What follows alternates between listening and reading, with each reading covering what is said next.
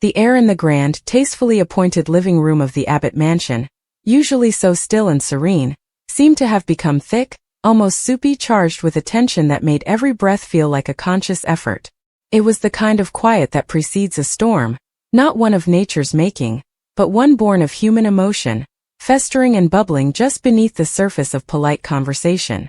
Claire, seated on the edge of a brocade armchair, her posture unnaturally straight, had just finished speaking.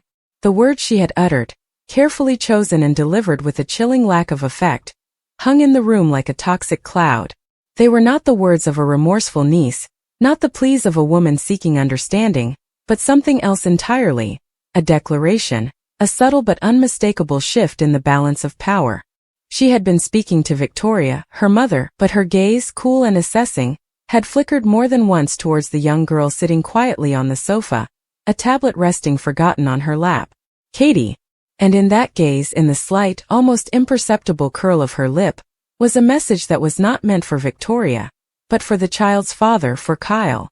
It was a look that spoke of knowledge, of secrets, of a connection that was unwanted, uninvited, and deeply, profoundly threatening. Kyle had been standing by the fireplace, a silent sentinel trying to process the whirlwind that had upended his life. First, the shocking revelation that his Aunt Jordan had orchestrated a decades-long scheme of revenge, kidnapping his cousin and molding her into a weapon against his family. Then the even more disorienting discovery that this weapon, Claire, was not just a villain to be defeated but a victim to be pitied, a lost soul who was, against all odds and reason, being welcomed into the fold by a mother desperate for connection. He had tried, for Victoria's sake, for the sake of family peace, to temper his instincts, to quiet the alarm bells that clanged incessantly in his mind whenever Claire was near. He had watched her with a hawk's eye, noting every pause that was a beat too long, every smile that didn't quite reach her eyes, every expression of gratitude that seemed rehearsed, learned from a script about how a normal, grateful person should behave. He saw the calculation behind the vulnerability, the sharp intelligence that was being masked by a performance of wide-eyed innocence. And he knew, with a certainty that settled deep in his bones, that the performance was for Victoria's benefit, and his and everyone else's, everyone except Katie. The specific words Claire used were, on the surface, benign. Something about family bonds being unbreakable, about how children are the future of a legacy, about how she looked forward to watching Katie grow up within the powerful embrace of the Abbott and Newman dynasties. But it was the subtext, the venom lacing the honeyed tones, that turned Kyle's blood to ice. It was the way she said, watching. It wasn't a word of fond anticipation, it was a word of surveillance. It was the way she mentioned the powerful embrace, which in her mouth sounded less like protection and more like a trap. She was talking about his daughter, his bright, innocent Katie, as if she were a piece on a chessboard, a commodity, a means to an end. She was subtly, insidiously weaving Katie into her narrative, into the tangled, toxic web of Jordan's revenge, implying a future where Claire would have a role, an influence, a presence in his little girl's life. The thought made him feel physically ill, a cold sweat breaking out on the back of his neck. This wasn't paranoia, it was pattern recognition. He had seen what obsession looked like, he had lived through the chaos it could unleash, and he was seeing the same dark flame flickering behind Claire's carefully constructed facade. He took a step forward, his movement jerky, breaking the stifling stillness of the room. His hands, which had been clenched at his sides, were now trembling with a potent cocktail of fear and rage. The protective instinct that had defined him since the moment Katie was born roared to the forefront, drowning out reason, drowning out any lingering notion of giving Claire the benefit of the doubt. "What did you just say?" The question ripped from his throat, raw and guttural, his voice barely above a whisper, yet it seemed to echo in the silent room. All eyes turned to him, Victoria's wide with surprise and a dawning apprehension, Claire's with a feigned, practiced confusion that only fueled his fury. Katie, sensing the shift in the atmosphere, looked up from her tablet, her small face creased with worry. "Daddy!" The sound of her voice, so small and trusting, was the final spark. "To my daughter," Kyle pressed, his voice gaining volume, each word a hammer blow. "You were just talking about my daughter. Look at me when I'm talking to you." Claire's mask of innocence slipped for a fraction of a second, and in that unguarded moment Kyle saw it, a flash of cold, hard triumph, a glint of satisfaction that she had gotten to him, that she had found the precise pressure point to exploit. It was there and gone so quickly he might have imagined it, but he knew he hadn't. He knew that look. It was the look of a predator that had just cornered its prey. "I was merely expressing how lovely it is to be part of a large family," Claire said, her tone deliberately even placating, the tone one might use to calm a rabid animal. It was a tone that implied he was overreacting, that he was the unstable one, and the condescension in it was like gasoline on the fire of his anger. "Don't," he snarled, taking another step, closing the distance between them. "Don't you dare stand there and play your mind games with me. I see you. I see exactly what you are. You can fool my mother, you can weave your little stories for everyone else in this town, but you do not get to look at my child, you do not get to speak her name, you do not get to include her in your twisted little fantasy." His chest was heaving, the room seeming to tilt around him. All he could see was Claire's face, that infuriatingly calm expression, and all he could hear was the pounding of his own heart, a drumbeat of pure undiluted paternal terror. Victoria stood up, placing a hand on his arm. "Kyle, stop it. That's enough. You're frightening Katie." But her words seemed to come from very far away, muffled by the roaring in his ears. He shook off her touch, his gaze locked on Claire. "You think because you have a sad story, because you were Jordan's puppet, that gives you the right to come into our home? Into our lives? You think it entitles you to anything?" He was shouting now, the carefully constructed walls of his civility crumbling into dust. "My daughter is off limits. Do you hear me? She is not a part of this. She is not a pawn for you or for your psychotic aunt to use in your sick revenge plot." Claire's eyes narrowed slightly, the placid mask finally cracking to reveal the steel beneath. "I would never hurt a child, Kyle," she said, and her voice had lost its softness, taking on a sharp defensive edge. "My issues were with the adults in this family. My grievances are with the past. Katie is innocent." "Innocent?" Kyle let out a harsh, disbelieving laugh. "You think mentioning her, looking at her with that look in your eyes is innocent? You think weaving her into your narrative is innocent? I know a threat when I hear one, Claire. It doesn't have to be a shouted promise of violence. It can be a whisper, a suggestion, a looking forward to watching her grow up, from someone like you. That is a threat. And I am telling you right now, you will stay away from my daughter." He was leaning over her now, his face inches from hers, his body trembling with the effort of restraining himself from doing something far, far worse.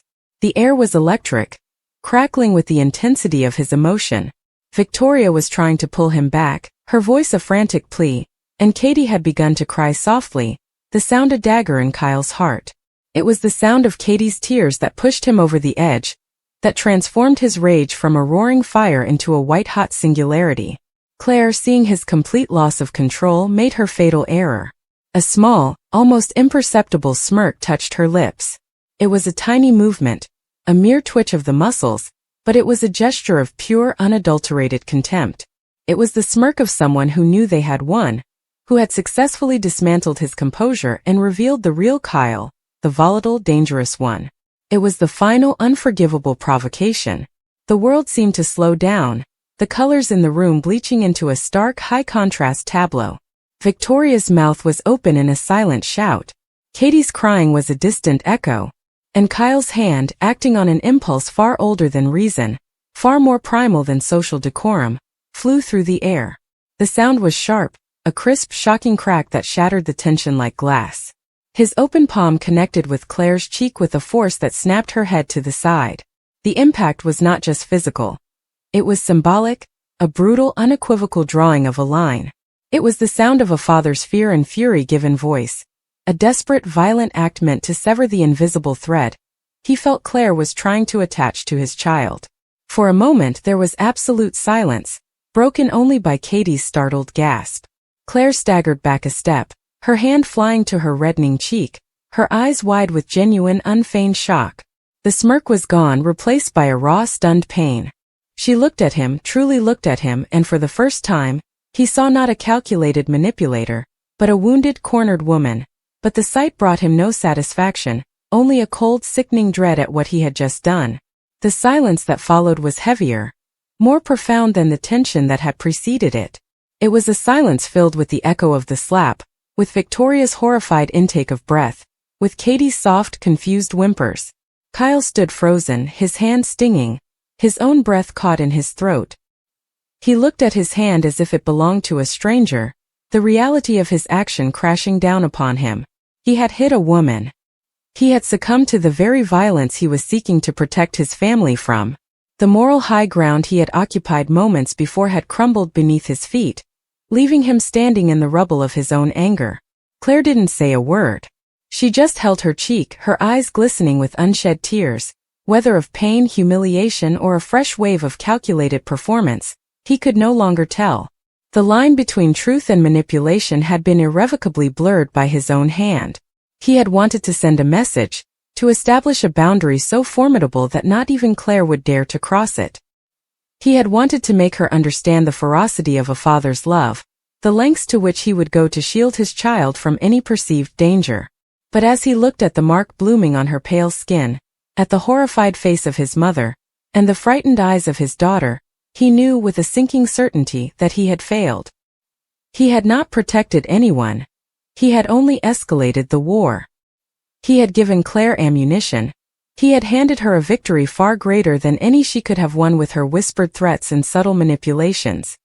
He was no longer just the concerned son, the protective father. He was now the aggressor, the man who resorted to physical violence. The question, "Why are you threatening my daughter?" had been answered not with words, but with an act that would now define every interaction that followed.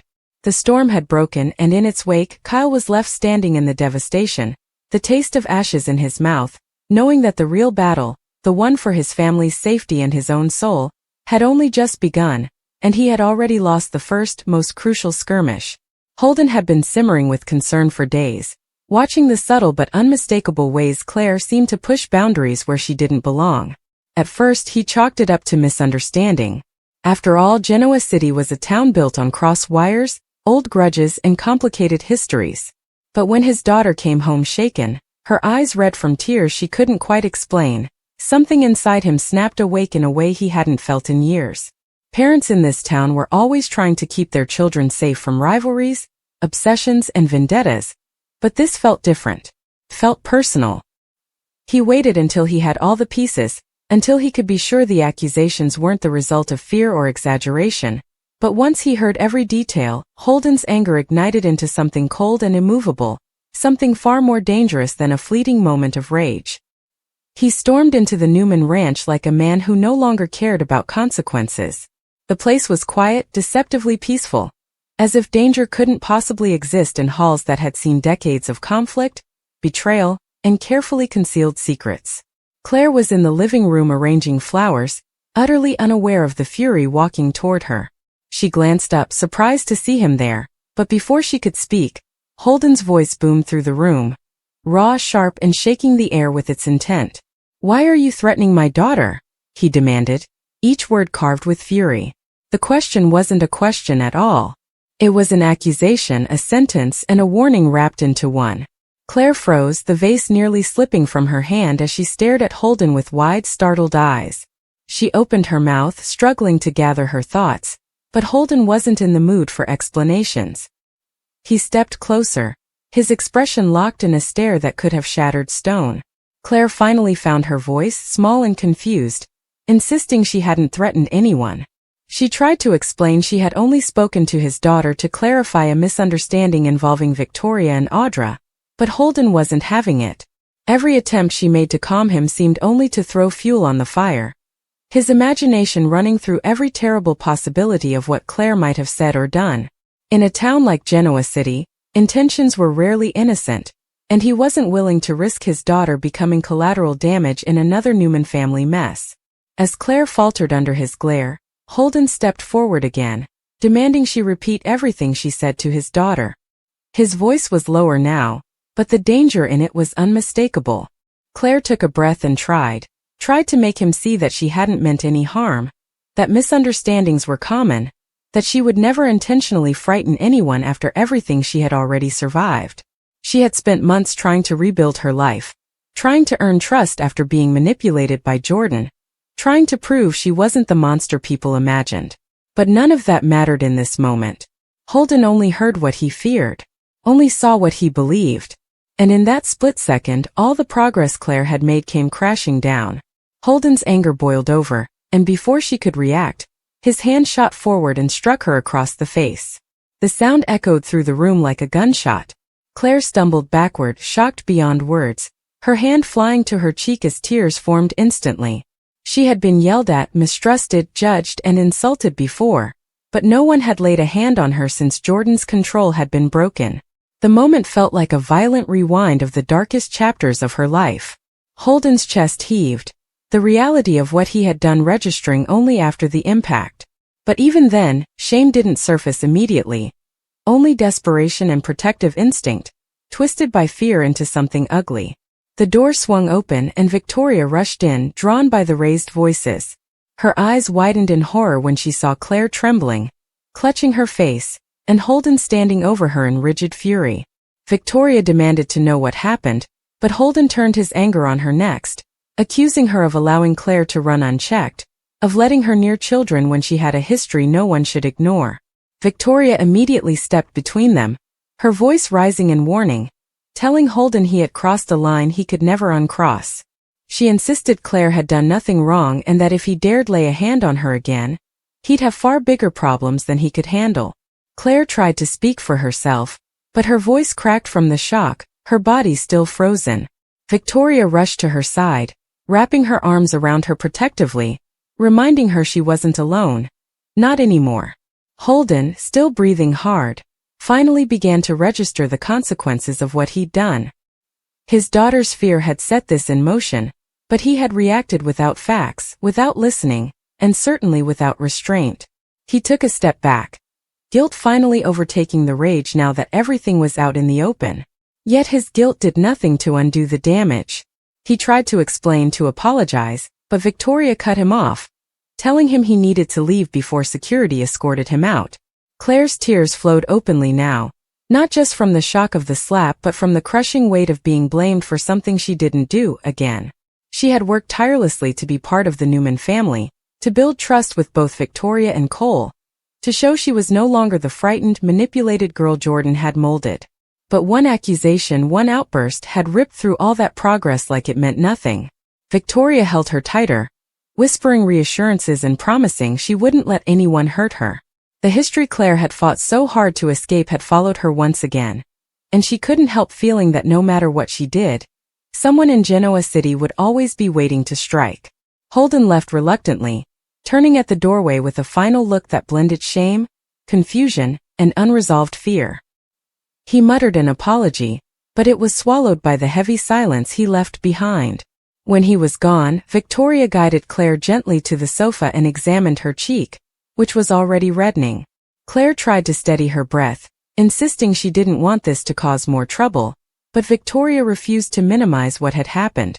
She promised to report the incident and make sure Claire was protected, even if it meant a confrontation with Holden's family, even if it meant unraveling alliances that had been carefully maintained. No one laid a hand on her daughter. As the evening stretched on, Claire sat quietly, her mind drifting into old wounds she thought she had buried. Holden's slap had awakened memories of Jordan's manipulation, of being helpless, of being blamed for things she couldn't control. She whispered apologies even though she had done nothing wrong, a reflex she hadn't yet unlearned. Victoria reassured her that the fault was entirely Holden's, that she had done nothing, absolutely nothing, to invite this. But in Claire's heart, a familiar fear crept in. Would anyone ever fully trust her? Would she always be one mistake, one misunderstanding away from being treated like a threat?